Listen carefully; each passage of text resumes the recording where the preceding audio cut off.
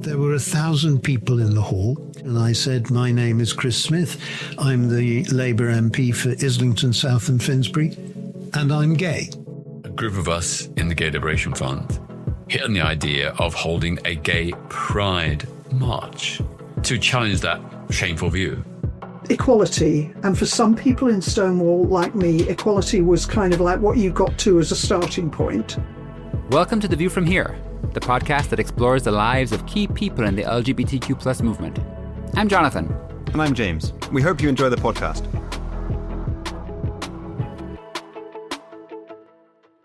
Today we're joined by Lisa Power, a trailblazing LGBTQ plus activist and historian, co-founder of Stonewall, an early Switchboard volunteer, and Secretary General of the International Lesbian, Gay, Bisexual, Trans and Intersex Association, ILGA.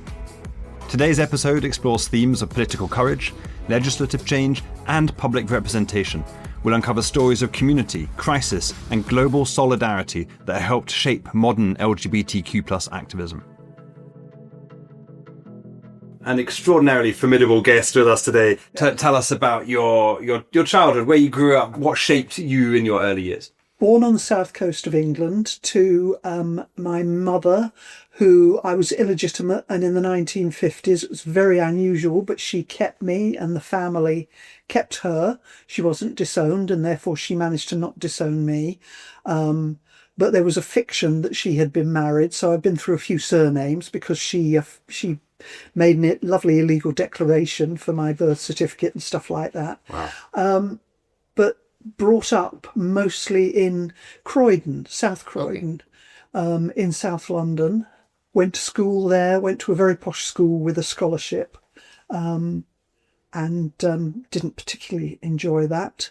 Went off to Lancaster University, which is where I ran across people who had been in the Gay Liberation Front, people who were radical gay activists. Had a great time, came back down to London and hung out with short life housing and squatting, and generally, again, radical people of all kinds, sannyasins, the orange people, primal scream people, loads and loads of completely mad people in Islington, which was a hotbed of radicalism at that time, and went on from there. And I would date my activism, although I went to prides and I did other things, but in terms of actually becoming an active part of anything like a queer movement, I would date it to joining Gay Switchboard at the end of 1979. Right. And before we started the recording, you said something really interesting about, being one of the people who had taken on a mantle of activism as opposed to just kind of going through life. And what was it that inspired you? 1979, you think, okay, you know what, actually I need to do something. Well, in terms of activism, I think the way I came out is probably indicative of the way I carried on after that, which was that I was in Lancaster. Back 1976, could be 75, but I think it was 76, somewhere around there. I was already on the fringes of the tiny gay movement that was there, and they announced there was going to be a demonstration outside British Home Stores, or BHS, as most people now would remember it. It collapsed a couple of years ago. Yeah. They had sacked someone called Tony Whitehead, who went on to found Terence Higgins Trust, to do all sorts of things. He's still around. But he was a trainee manager, and he'd appeared on a television programme being openly gay, and they sacked him because they thought it would frighten the customers. Wow. Yeah. And so all over the country, gay activists went and held demonstrations outside their stores. So there was a demonstration outside their store in Lancaster. I went along, not to participate in the demonstration, but just to see it and to see people I'd begun to make friends with who were there. And somebody said, hold my placard while I go to the loo. And that's when you became an activist. And I held their placard, and I never saw the photographer from the local paper. And the next thing I know, I'm in the local paper carrying a placard saying BHS unfair to gays, and the whole town knew I was a lesbian. Okay, fine. So, whoops, out. Come out with a bang, why not? Yeah. Did that have any repercussions at the time? Well, it meant that I didn't really have to say much to most people. And indeed, even the people I didn't tell got told by the people who'd seen it. So, for instance, my mother got told by a friend of mine, and just she confronted me rather than the other way around, which is fair enough. That's the kind of family I come from. I mean, she didn't confront me in a horrid way. But I remember all those years on Switchboard, all the difficulties that people had coming out. And I was kind of discouraged from telling people my story because it was most people's nightmare that they would do something and be found out to be gay. But actually, it's the easiest way in the world to come out. You know, it's just like completely painless. You don't have to go through the whole torment of figuring it out. And I've always called myself an accidental activist because I've always just stumbled into these things. I mean, I accidentally became the Secretary General of the International Lesbian and Gay Association. I stumbled into being part of Stonewall. I stumbled into Switchboard in 1979 because one of the people that I lived in we were in a house there was a scheme from the Greater London Council called the Homesteading Scheme, where they took, and I wish someone would do this again, they took derelict properties owned by the councils and just sold them off to people and gave them really, beneficial rate mortgages and things. And there was a bunch of us living in a 5-story house in Islington. Oh, wow. A couple of us had actually put the money up for the deposit. And one of the others rang and applied to Switchboard, and I said, "Oh, count me in too, give them my name," and went along to the interview and I didn't realise that in the 70s, I mean, I knew that there was a lot more separatism in London. When I came out in Lancaster, there was very little in the way of separatism. Most people, lesbians and gay men, just got on with things together. What do you mean by separatism? Well, lesbians and gay men working completely separately. Almost at odds with one another, or just not connecting? Not connected, often because the lesbians have walked out at some point. In Lancaster, we had one gay disco that everybody went to. Indeed, everybody who was shunned by anybody else went to. So all the Hells Angels and so on also came to the gay disco once a week in the Catholic club.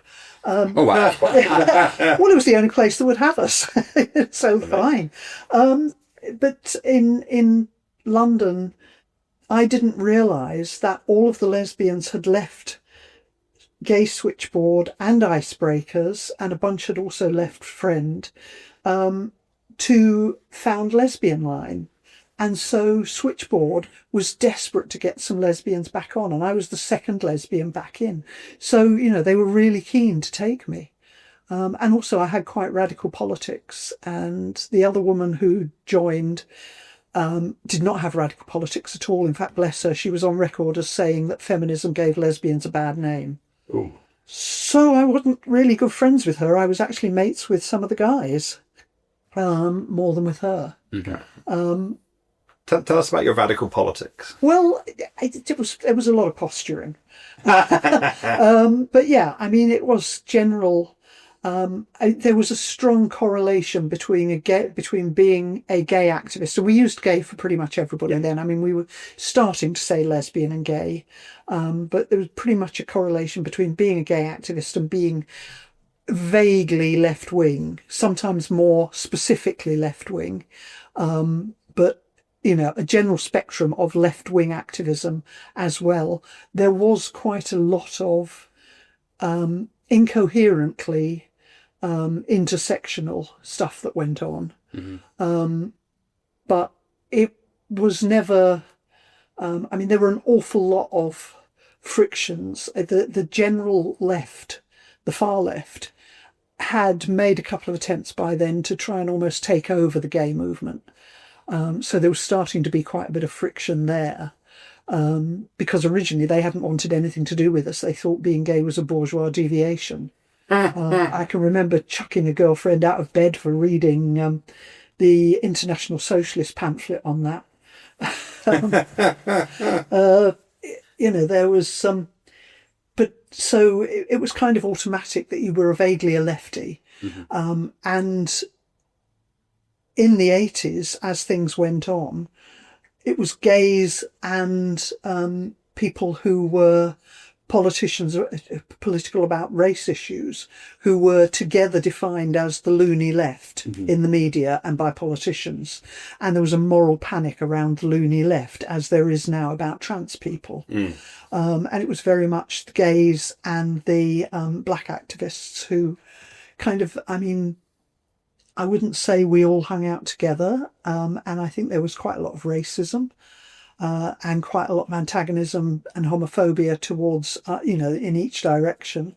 But we were bunged together by the mainstream people in whose benefit a moral panic worked. Was that one of the strengths out there of the movement? And I think in America there was very much a sense of the race movement or racial equality movement and the LGBT movement. Well, in America, the gay movement came very much out of the civil rights movement. Yeah. And you see the start of things like the GLF manifesto happening at black rights conferences, civil rights conferences. And people don't remember that. That for me, that was really of key importance. And also trans rights happening as part of gay rights, an automatic part of gay rights, which people have really tried to erase. The people who are transphobic now have really tried to erase that. And I'm really glad that one of the things about my book is it makes it really clear that trans people were a small but key part of what went on. One of the reasons I wrote the book and one of the reasons I've become very involved in queer history is that I get really annoyed by people, frankly, in all directions, rewriting queer history to suit their current preoccupations and their current politics, including some of the people who were in it at the time. There were people in GLF who started trying to rewrite GLF as if it was all their type of politics. And that happens still to this day. And I like history messy and confused and full of contradictions, because that's really what it is. And it's funny how we've learned that listening to stories often about the same event that have different lenses, right? That people think about them differently, they remember them differently. And these were all people who were there at it, right? And also I think sometimes that lens, as you say, is colored by the evolution of their own politics. Yeah. And so I can't think what that came out of. But anyway, there was, but we were very ghettoized. It was very, you were an activist gay or what we unkindly called a straight gay. Right. And the straight gays went to discos or if they were lesbians, got into couples immediately. I mean, serial monogamy was massive in the lesbian community. All my friends were always in love and they moved in on the second date with a woman. But it was never the same woman 2 years running. It drove me around the bend. It was not my lifestyle at all.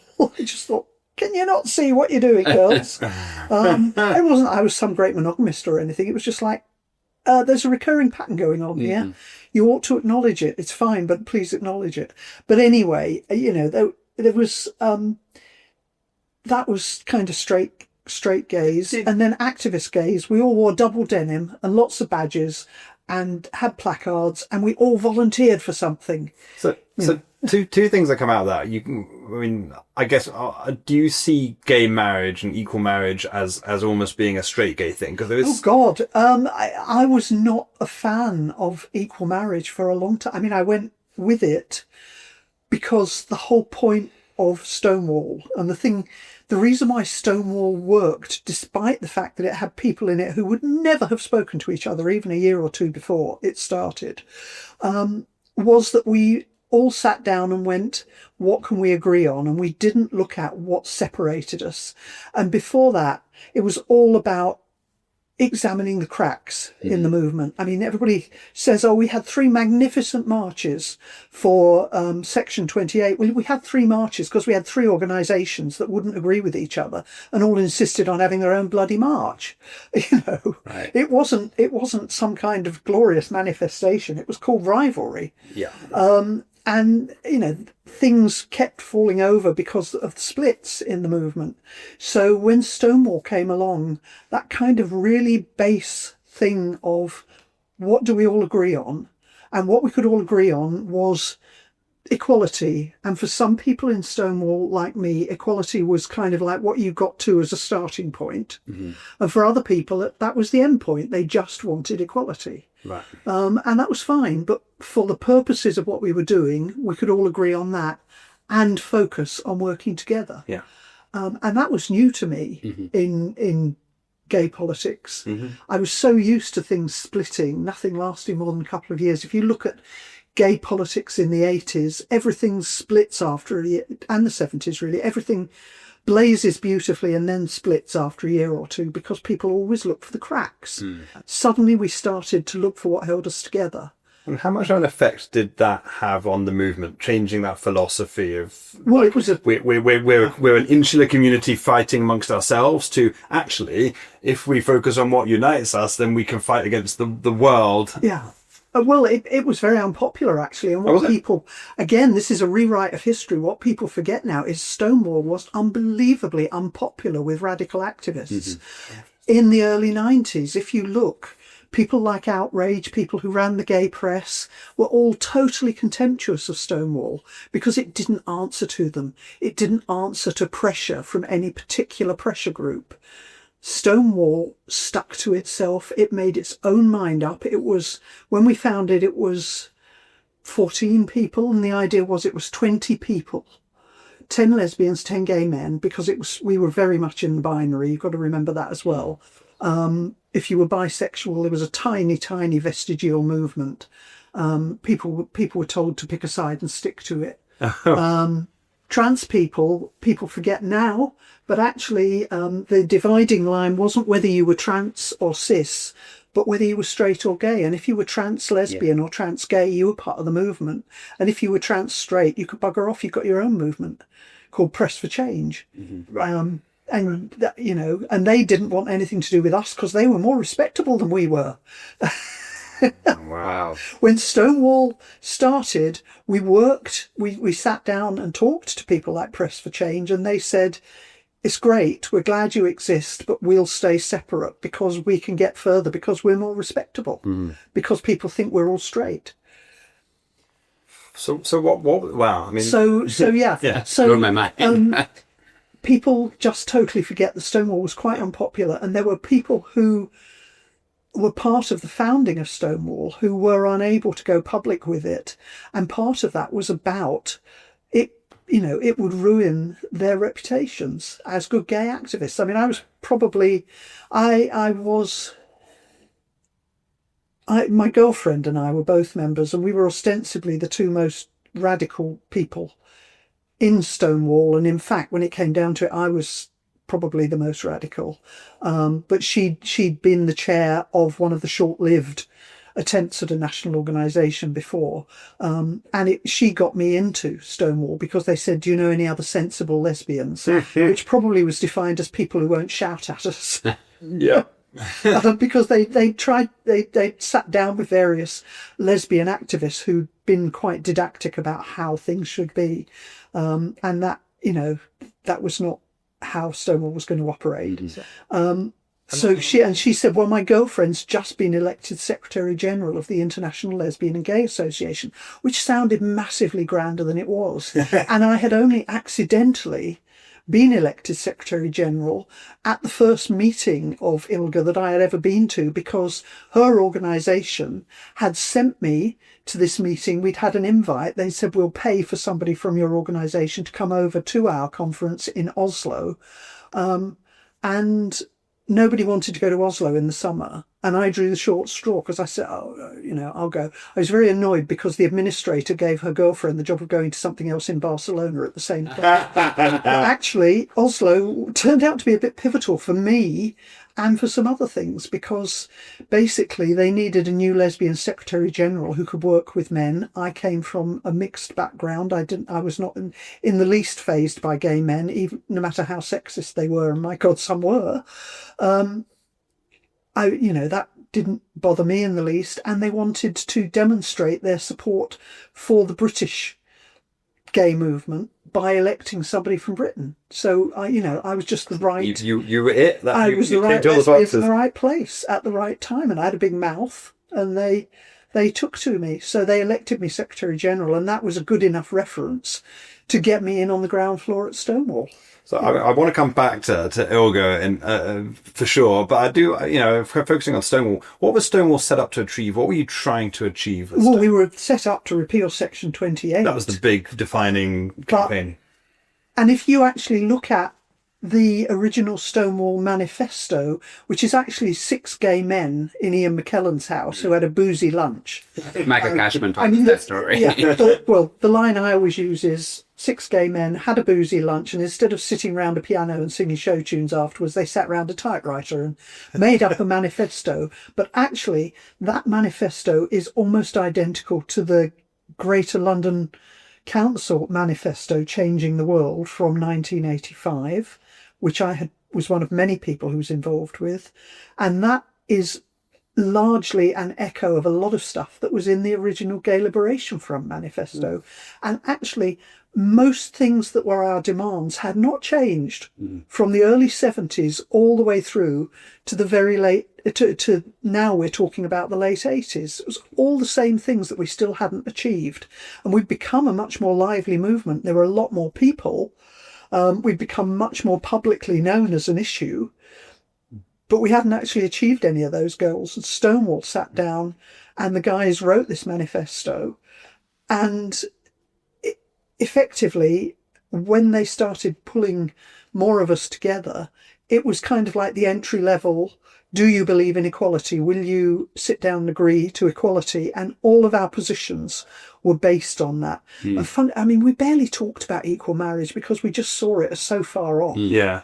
I mean, I've got a list of the GLF demands here that all discrimination against gay people, male and female, by the law, by employers and society should end. That all people who feel Equality Act. Yeah, exactly. Yeah. All people who feel attracted to a member of their own sex should be taught that such feelings are perfectly normal. That's repealing Section 28. Exactly, and then the next one's the same. That sex education in schools stop being exclusively heterosexual. We're still working on that one. That psychiatrists stop treating homosexuality as though a problem or a sickness. That gay people be as legally free to contact other gay people by any means they want as heterosexuals. Police harassment should cease, and employers should no longer be allowed to discriminate against anyone on account. Equality Act. And that the age, the final couple, the age of consent for gay males be reduced to the same as straights, and that gay people be free to hold hands and kiss in public. Interestingly, the age of consent was a row that we had at Stonewall when we were founding, or because some of the gay male, I have to say, members of Stonewall wanted us to go for 18. And I think there was a bit of muddled thinking where they were like, well, it should be 18 for everybody. And I was like, good luck at getting straights to take it up to 18. That's not happening. Because they were 16, yeah. But, 16 was equality, but people could not envision us actually getting it. And I remember quite heavy argument around that. And in the formation of Stonewall, and I mean, we talked to each other for a good year before we went public. A lot went on behind the scenes before we went public, and there was a lot of alliance building within the group that was becoming Stonewall to get people on side about these equality things. And we won the argument because it was, that was the baseline. It was equality. Yeah. But I can remember arguing that if we didn't ask for 16, we'd never get 18. Right. To encourage the people who were still like, oh, but maybe it should be 18. It's like, no, we've got to ask for 16, even if you don't think you're going to get it. And indeed, that's what happened. Yeah. We asked for 16, we got 18. And then finally got 16 with Chris Smith and Tony Blair's government, who were also interviewed on this podcast. Yeah, who were pushed into it. I hope Chris was honest about some of the stuff that went on, the horse trading. So he definitely talked about the fact that from an equalising the age of consent perspective, they really were nervous in number 10. Yeah. I mean, they wanted to do it, but they were frightened of their backbenchers. Which is what we thought Keir Starmer's position was until he went completely mad more recently. But it's the Morgan McSweeney position now. Anyway, let's not get into modern politics on things. So one of the things that I noticed in researching some of their organizations and researching coming to talk about you is that if you look at a lot of the foundational organizations, many of whom still exist, a lot of those roads include your stumblings. Yeah. And just before Stonewall, I want to talk a little about Switchboard, which I feel like was that the first big organization that you were a part of? Yes, very much so, yeah. And I think the thing about Switchboard, and there were a couple of other organisations, but Switchboard was the big kid on the block, was that we were very good at inventing, if you like, queer social services in the UK. We were very good at helplines, social groups, counselling groups, ways of helping each other. And when HIV came along, that was really important because we were used to creating our own social care. And our own information services and stuff like that. And I remember as part of ILGA in the late 80s, start of the 90s, people from other countries, even in Western Europe, saying, how come you've managed to react so quickly to stuff like HIV in the UK? How come you have all these organisations which care for you? Because they'd started along a much more purely political route, which was much harder to coalesce together. Because the thing about something like Switchboard was, again, like Stonewall, but much bigger, people with a lot of different personal views on there, but we all got on those phones and there was a baseline of helping people to be happy with being lesbian, gay, whatever they happen to be. Well, what do you think is the underlying rationale for the movement here in the UK creating those social services when other countries didn't do that? What caused that? I don't know. I don't know whether it was that there was less government intervention here than some other places. Yeah. I don't know quite why it worked like that, but for some reason, we were good at knitting our own organisations that did those kinds of support functions. And Switchboard was really basic to that. And the thing about Switchboard was and we always, I think a bunch of us in the 80s started referring to it as like it was the queer finishing school. You did Switchboard and you saw all queer life, because the people who talked to you down those phones didn't have a particular set of politics, didn't have a particular set of beliefs, and some of them hated our guts. Some of them were anti-gay people who were ringing. I mean, I remember, parents ringing me up thinking that we were the place that could tell them how to de-gay their kids. Oh, wow. It was absolutely incredible, the stuff that came down those phones. And we were an information service. And if you look at any of the visual stuff around Switchboard in the 80s, you'll see the files, the bank of files above the phones, all the maps on the walls, all of the whiteboards with the temporary information on that was the most important stuff that month. And, all of that it was much easier for people to get together around that, even if they didn't all agree with each other. So it gave me a history of working in a mixed movement. It gave me a history of dealing with people with whom I was not 100% politically aligned. And it also, if you had any brain cells to rub together at all, no matter how radical you were, it actually told you that there was a whole hinterland of lesbians and gay men out there who didn't necessarily align with your politics, but who wanted something to happen, wanted to be more free. And that was the big gamble that Stonewall took, was we didn't rely on the very narrow activist movement that had gone before us. In fact, that movement hated our guts in the early days. And loads of people said to me, God, how can you do that? How can you go off to them? How can you work? We had gay Tories, not many, but Harris and a couple of volunteers who were gay Tories who had never been welcome anywhere before. We had people who were quite early on in their education about gay politics, but who were massive figures for social change, like Ian McKellen.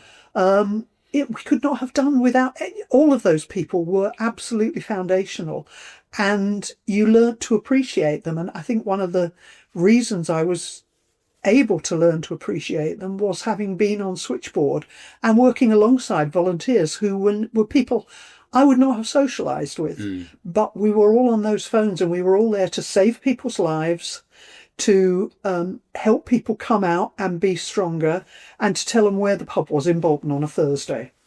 And presumably you guys all on the phone line would go to the pub afterwards and have huge rows about politics, but when you're on the phone lines, you're focused on the phone line. When HIV started, massive rows about how to handle it. What were the main arguments that people would make? Well, for a start, I mean, Switchboard was at the absolute cutting edge of what was going on. And so we were subject to all the theories of what this was. And I can remember people who were convinced it was poppers causing it, people who were convinced it was immune breakdown because people got the clap too often. And it was, they should just stop sleeping around.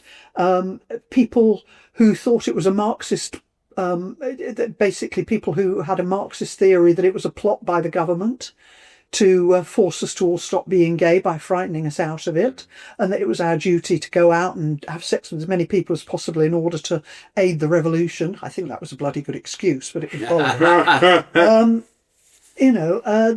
And so the range of ways that people thought we need to deal with all of the different things that were going on. Right. I can remember, and I remember the contempt with which the one or two volunteers who were talking about stuff like safer sex and the fact that it might be a virus, the contempt with which they were treated by some of the other volunteers. Really? Because they were into bondage and S&M and stuff like that.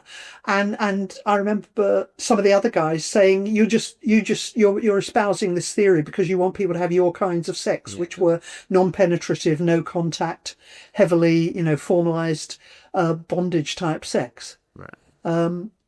Which was not the case at all, but the men got really angry with each other, and then they got really angry with the lesbians because I led a walkout of all the lesbians from one particular meeting where this row came to a head with all these different theories in Marchmont Street Community Centre, a couple of doors up from Gay's the Word. And the women, we all walked out and went to the pub and said, when you've finished shouting at each other, we'll be in the pub, tell us what you decide. And then they got really angry with us and came down the pub. When they finished shouting at each other, they came down the pub and shouted at us. Well, at least they had something you united them over something. This is stupid. Let's just get on with things. Yeah. And Switchboard really was at the cutting edge of all that stuff. The first safer sex badges, the first safer sex posters outside of the tiny baby Terence Higgins Trust, which after the first few people in it were mates of Terry Higgins and stuttered along for a few months. And then it was actually people from Switchboard, gay men from Switchboard, people like Tony Whitehead, like Les Latner, like Terry Webb, like Nick Partridge, who went in and turned it into a proper charity. And I remember being on the phones at Switchboard.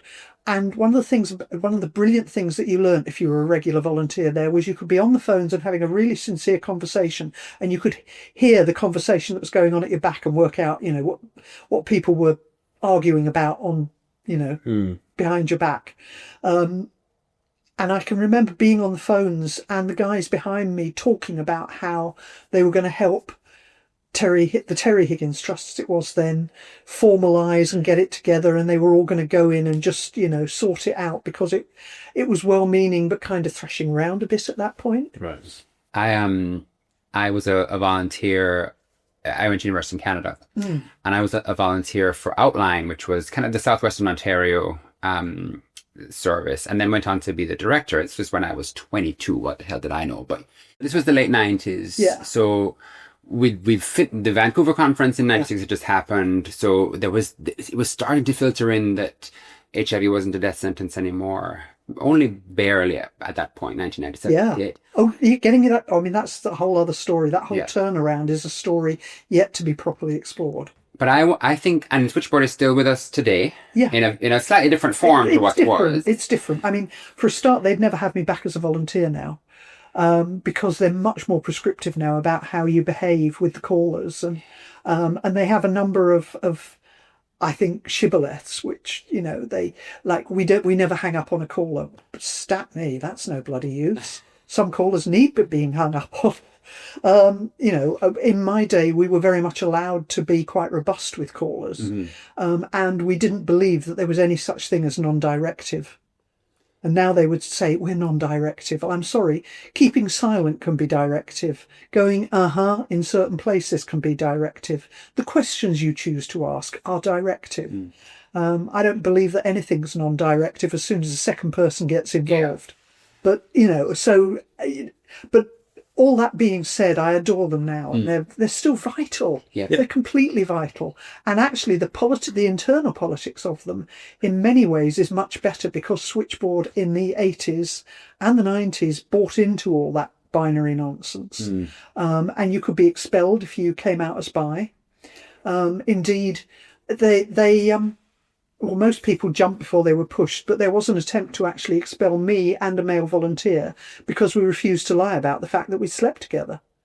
But we also refused to redefine as bisexual. Wow. And they actually held a special general meeting to discuss whether we should be expelled, which was hilarious because the guy in question turned up dressed from head to foot in red and introduced himself as his name, the Scarlet Woman. Just wonderful. I mean, but that's sort of a classic case of tearfully, infighting. aggressively, unrepentant. But he was just like, "Fuck you."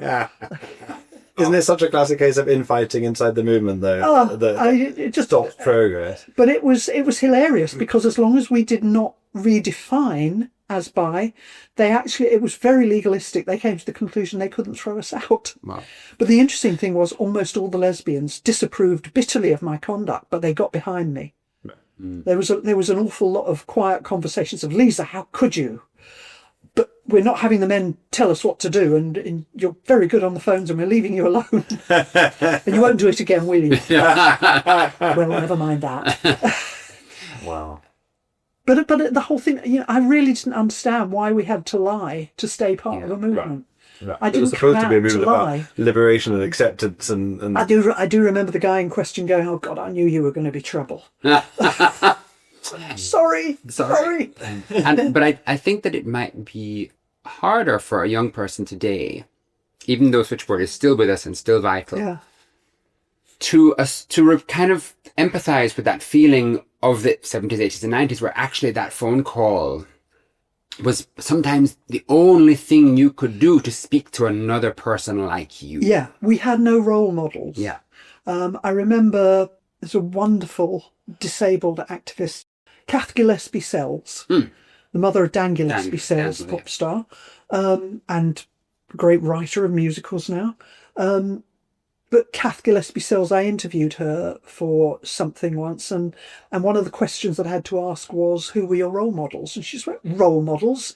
We had no stinking role models. We were our own role models. And I just thought, oh, wow, you're right. Yes. Yeah.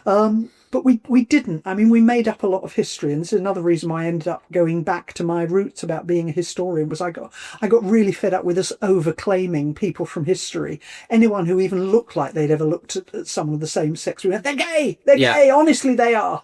When most of them were, they wouldn't have used the words, but they were bi or trans or, the wide spectrum that we have now actually makes it much easier to be a queer historian now than, because we don't have to overclaim, we just have to describe. And it's, the Larry Kramer quote in your book. Yeah.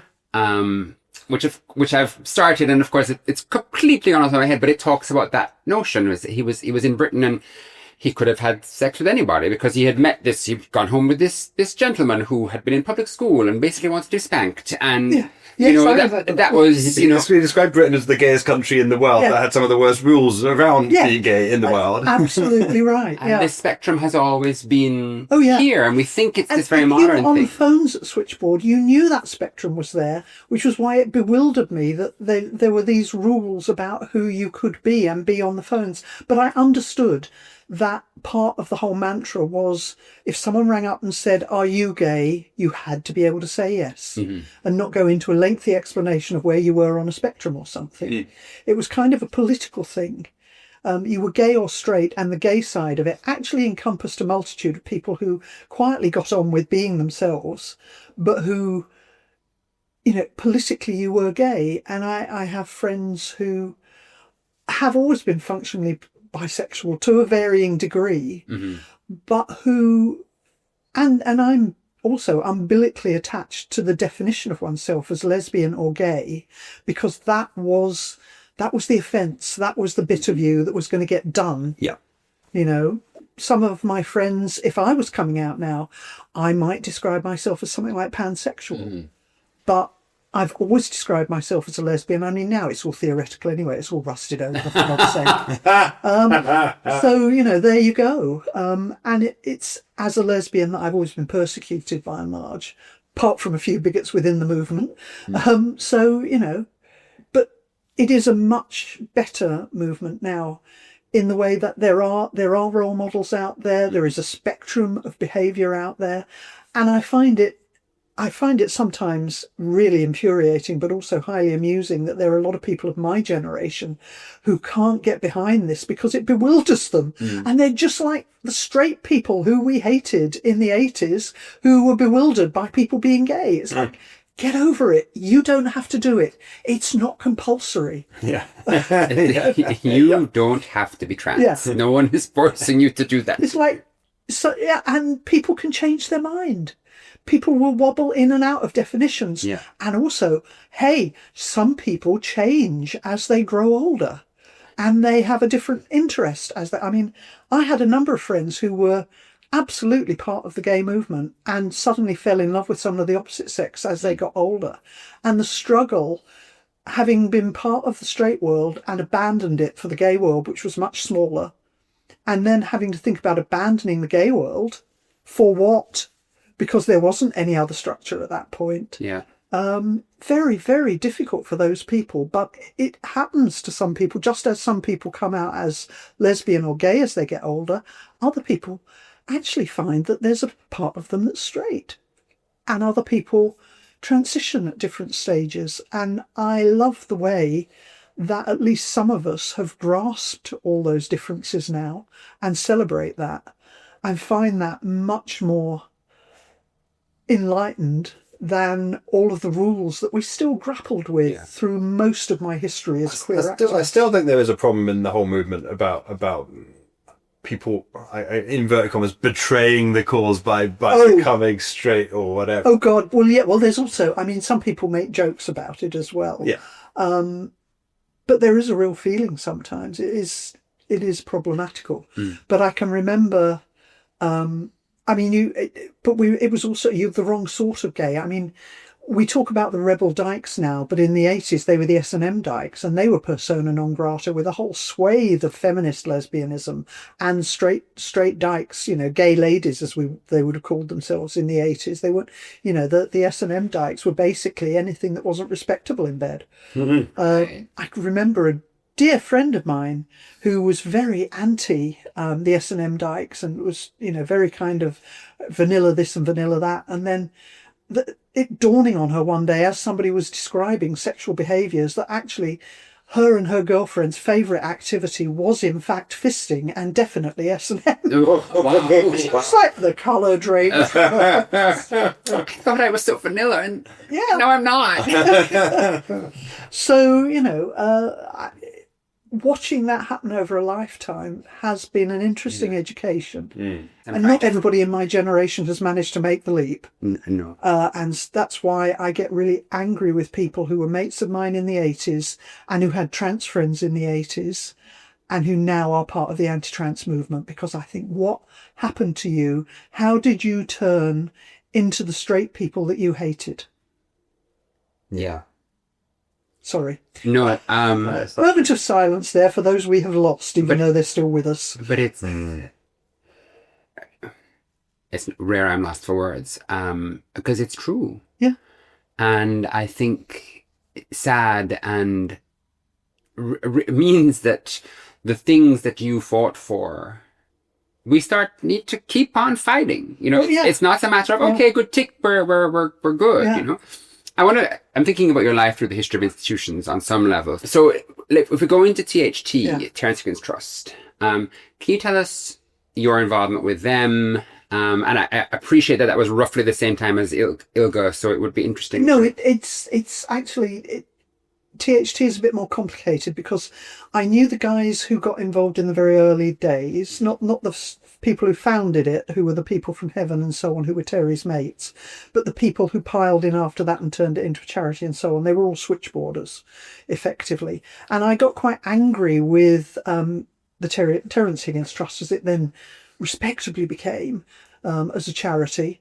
And other things that happened, because I saw it as taking good gay activists away from the gay movement, and actually because I saw HIV, or AIDS as we've begun to call it then, as something that largely affected gay men at that time, and certainly in my social life it was that, as kind of why, stick to gay organisations and make it central.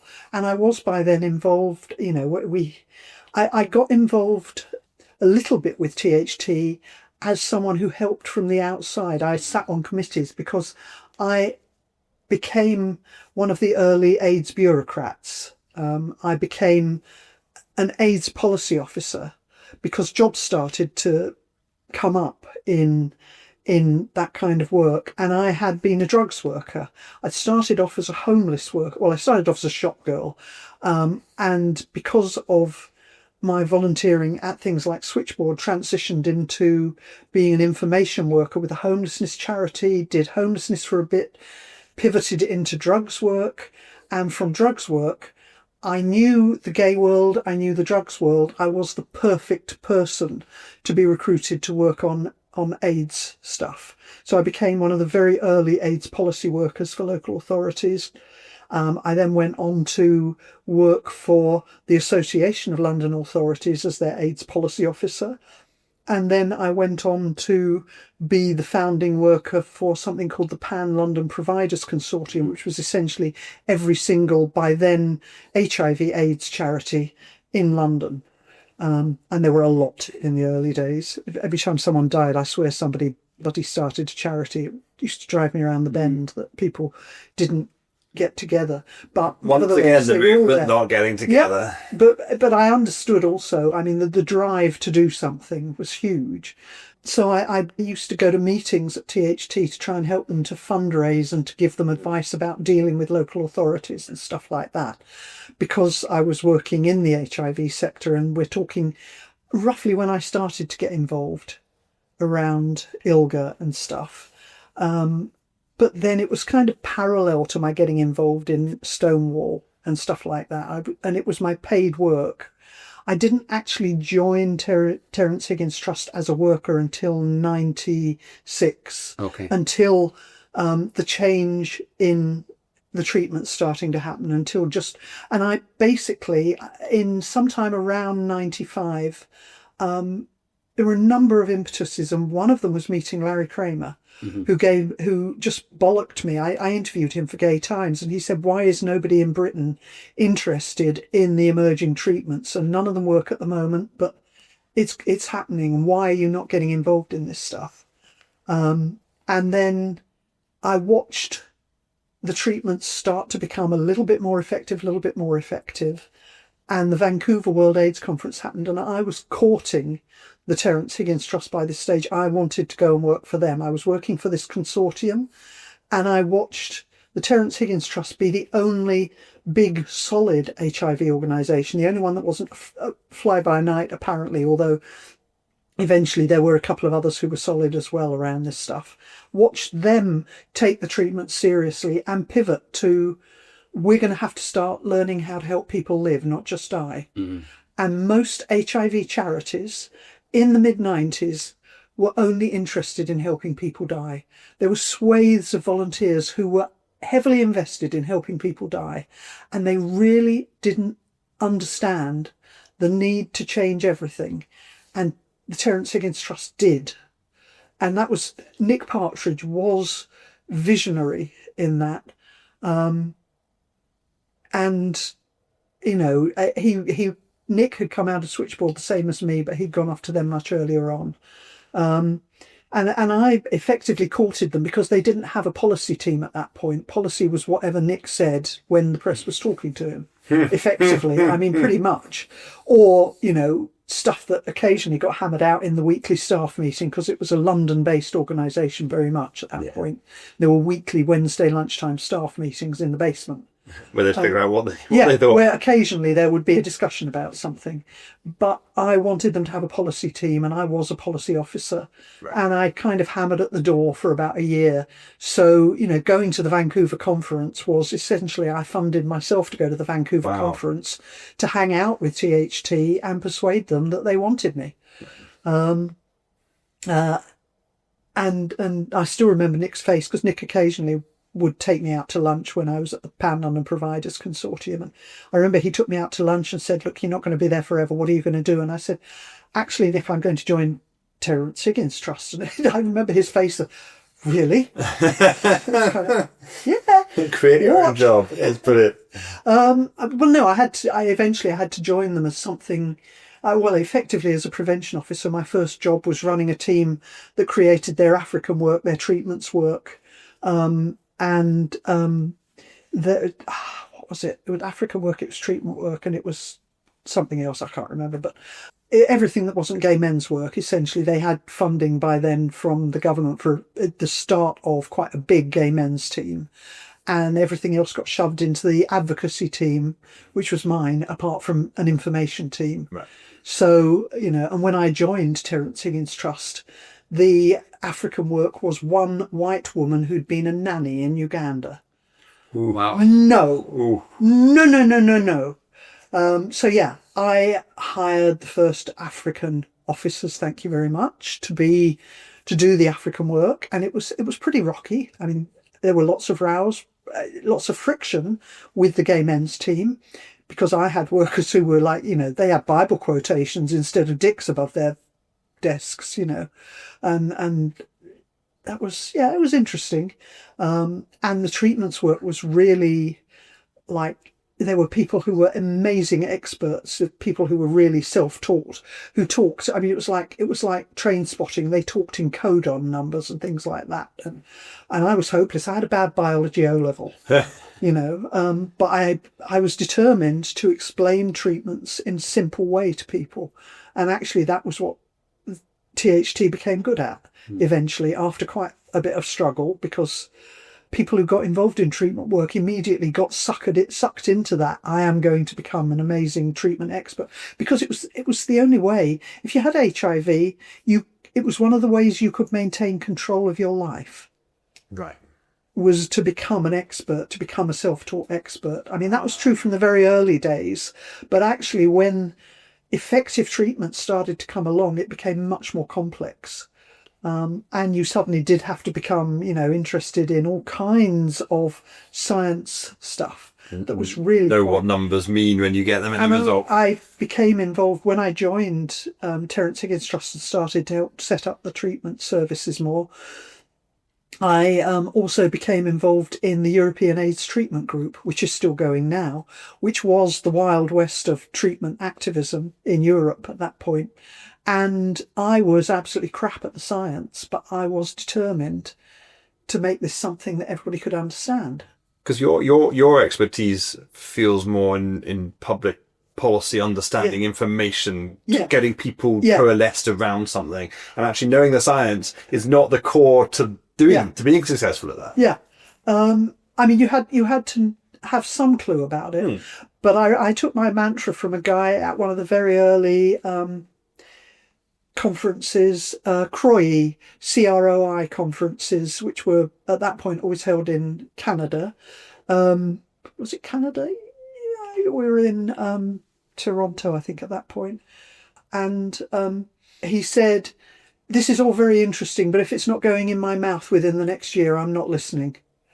And I thought, yeah, actually, that's what you really need to know. Where are we? But it was amazing, because there were people in the EATG who were better than the people the drug companies were sending to us, because the drug companies were trying to send us salespeople. Yeah. You could tell a new drugs company, they used to send us nice young women in short skirts, because that was what worked with straight male doctors. Of course. Yeah. And they would send them to us a couple of times, and they would be run out of town by very angry gay men who knew their science better than they did.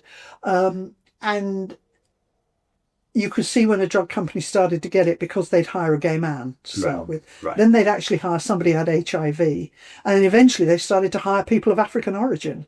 Wow. And they worked out what would get the activists to take them seriously, as well as we worked out what we had to say to get them to take us seriously. But I've sat in rooms with self-taught gay men telling the drug companies what their own research labs were doing because we had moles in the research labs. Right. And the drug company people just looking completely freaked out that we knew more than the people they'd sent us did, because we were not going to be toyed with. And that was the heart of treatment activism. And I was never good at that stuff. But what I was good at was running the meetings where other people did that shit. Right. And I was really, really good at chairing people who wanted to tear each other's throat out. because that's what Which I you're had- doing. you had a history of that. I had already been doing that with the gay movement for a while. Yeah. And I became very well known in things like ILGA and the European AIDS Treatment Group and so on, as somebody who could control a very unruly crowd and command a room. And that's kind of where my political reputation came from. And where it still is to some extent. Oh, yes. Exactly. You know. Can you just tell us the move? I mean, we've purposely focused this podcast on the UK. Yeah. But that Vancouver conference was so pivotal. And you were there. Can you tell us a little bit about it and the mood at it? And Well, I have very clear remember. I mean, I'd never eaten sushi before. I think my girlfriend had introduced me to sushi in Sydney, but I'd never had it again. And sushi was everywhere in Vancouver, so we would all at lunchtime we would buy sushi trays and we would watch what was going on the big screens, because you couldn't get into the biggest rooms had the treatment presentations going on, but you still couldn't get in. And I remember standing, and some of us were eating sushi, standing with some other Brits in front of a big screen with David Ho and a couple of other people presenting, and just about getting enough of it to vaguely understand what was going on. And some of the people with me were getting more of what was going on. And I remember a guy called Paul Ward, who later became my manager at THT, and I wouldn't let anybody else manage me. I was pretty feral in some ways, and occasionally somebody else You would definitely try. sound like someone that'd be hard to manage. Yeah, occasionally somebody else would attempt to manage me, and I always ended up back with Paul. It was just like, yeah, not going to happen. But I remember Paul Ward, who had been very ill. He'd just been diagnosed, and he was diagnosed when he was really ill. And he'd left a high flyer career in the NHS, and he'd cashed in his car, he'd cashed in his pension, and instead of going around the world, he'd started to become an activist. Right. And I remember him standing there behind me going, oh God, we're all going to live.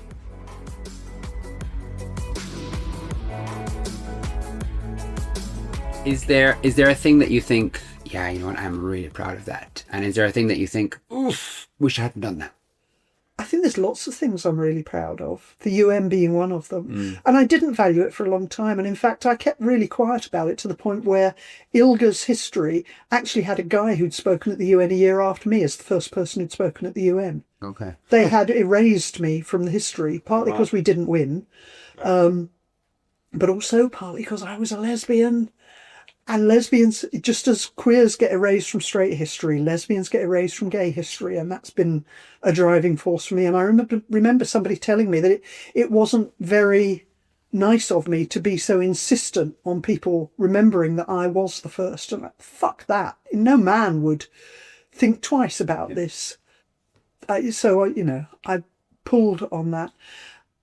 I'm proud of little things. I'm proud of little moments at Switchboard.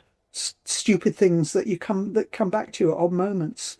I'm proud of taking no shit about these guys arguing about HIV at Switchboard and actually making them think about it. I'm very proud of starting Stonewall because it was so counterintuitive to everything that was in the movement and everything that I had been taught.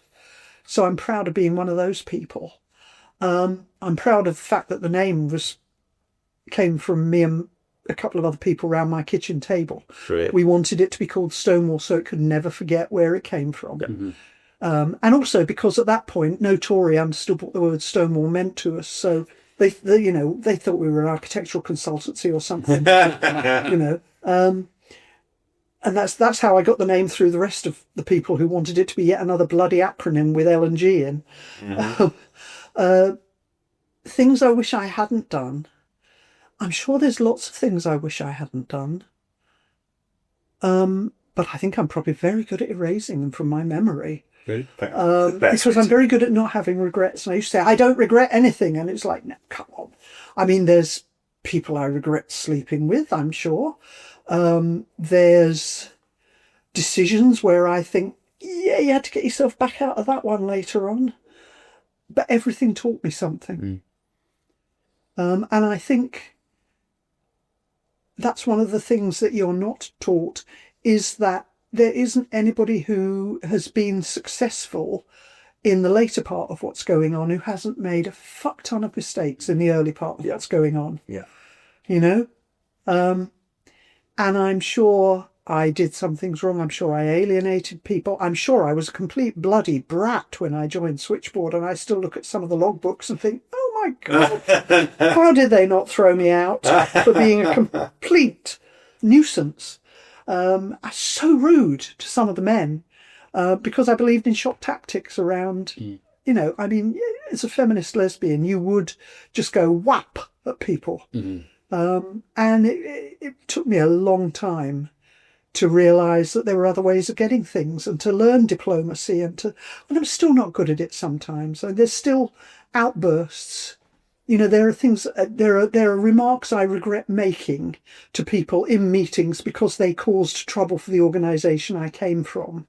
I don't regret making them personally. What I regret was not having the sense to realise that I would cause trouble in some way that wasn't just reflected back on me, because I can take that.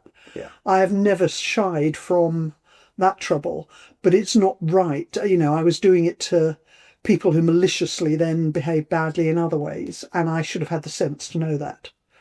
But actually, you know, you can't, and you learn from that. And then the next time you're tempted to be a smart aleck to someone in public who doesn't take these things well, you might think twice about it.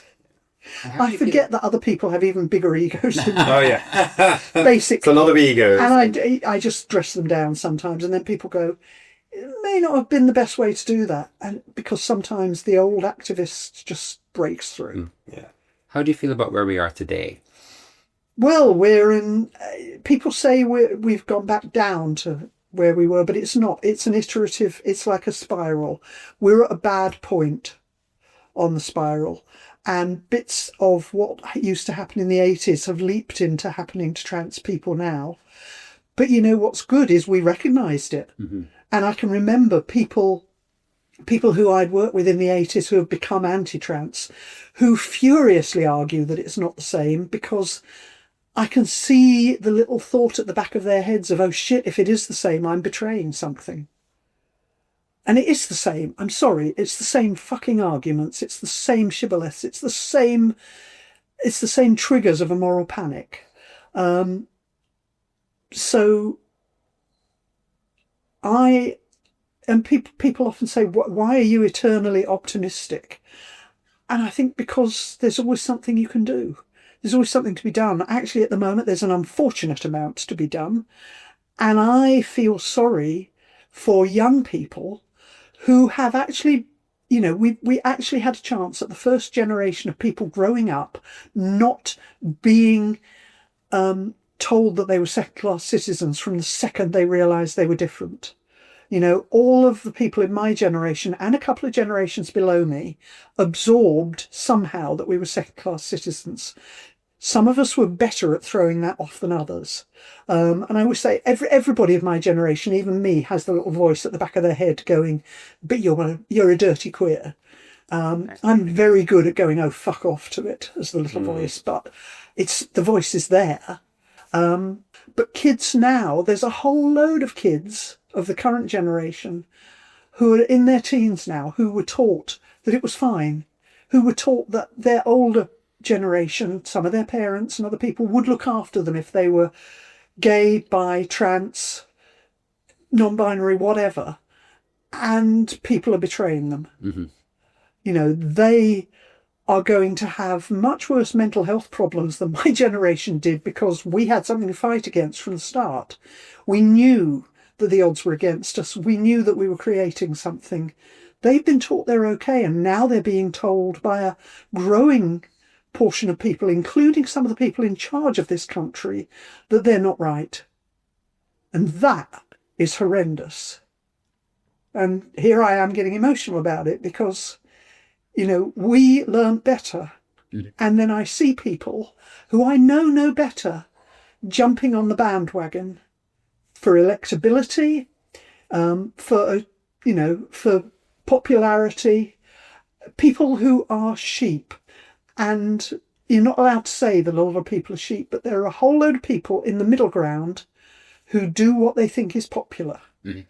And we had those people moved over. We moved the window to it being fine to be gay, and it wasn't good to be homophobic.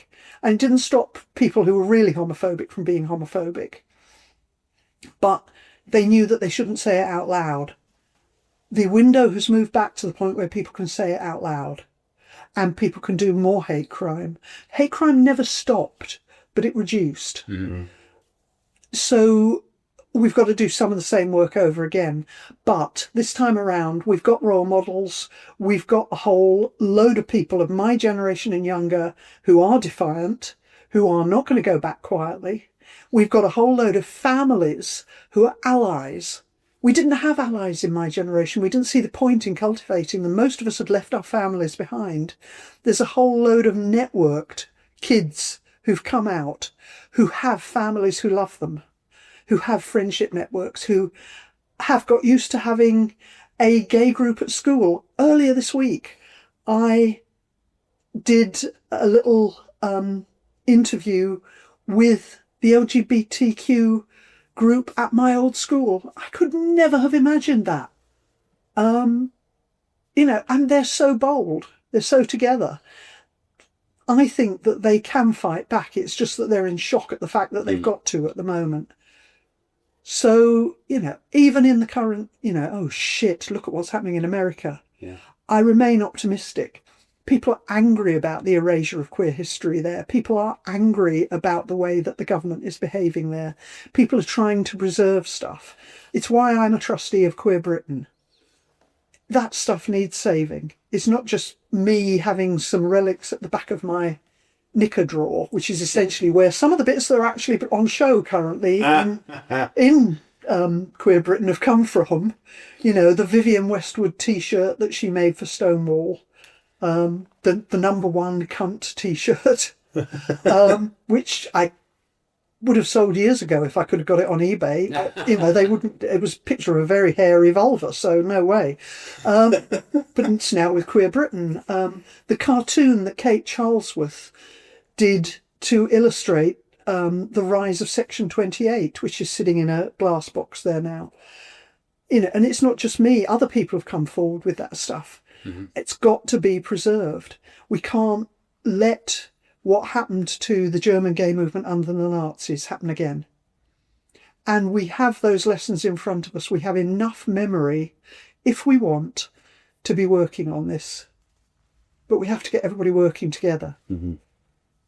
And one thing that I think the gay movement can learn from the trans movement is actually young trans people are really, really keen to hear about older trans people, and they're fascinated by... I'm going to be, because I've just had a hip replacement, I'm going to be on a buggy for Pride Cymru, the Cardiff Pride Parade this year, with a 91-year-old trans woman. Right. And the young trans kids in Wales love it. They love someone at 91 who can tell them what's happened. My friend Ros, who is the last remaining, as far as we know, member of the trans TVTS group from Gay Liberation Front, is adored by younger trans people, and lots of people, have really learned, they've got that foundational stuff already worked out in the young trans movement. So they're still fighting each other like cat and dog. And I mean, you get more than 10 people in a room and there's a split in the organisation, but we all go through that style of movements, and we know it can get better. I think we should leave on that positive note. When you get to the point where I'm starting to grandstand the speech, go. No. I'm just so humbled to be talking to you. So thank you so much. Don't be humble. Go out and kick something. Kick something that deserves it. That's my big message these days, is stop fighting each other. Go out and fight the right enemy. Because I still see that in a lot of the young kids. You know, they find it much easier. The young radical kids here find it easier to shout at Pride than to actually shout at the people in Westminster and the Welsh government who are betraying them. Mm-hmm. Yeah. You know, but they're learning. And I think that's the message from your whole lifetime of activism is the more people can come together and remember who the actual enemy is, the more change you can. And the other lesson I want everybody to learn is it doesn't matter how many people hate you when you're young, they forget.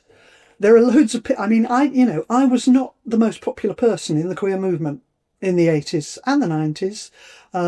I was a difficult cow. I was a handful. I am now the pinnacle of fucking queer respectability. You know, I find that hysterically funny. And there are people, including a few exes, who resolutely did not speak to me for decades, almost all of whom have now caved. Hey. Brilliant. Amazing. You can outlive any bad reputation if you can just keep going. Just keep going, keep fighting. I want to say thank you so much for everything you've done for LGBTQ equality and for the impact it's had on my life, John's life, the life of the generations below you, and everything that you've done to make our world a better place. Thank you. Thank you for listening to The View From Here. Of course, there's a lot of politics in any movement, but the political views you've heard across the series don't necessarily reflect the views of the podcast. If you enjoyed this episode, please consider subscribing and leaving a review, as well as sharing the word on social media. Join us next time for more personal stories from the front lines of LGBTQ+ history.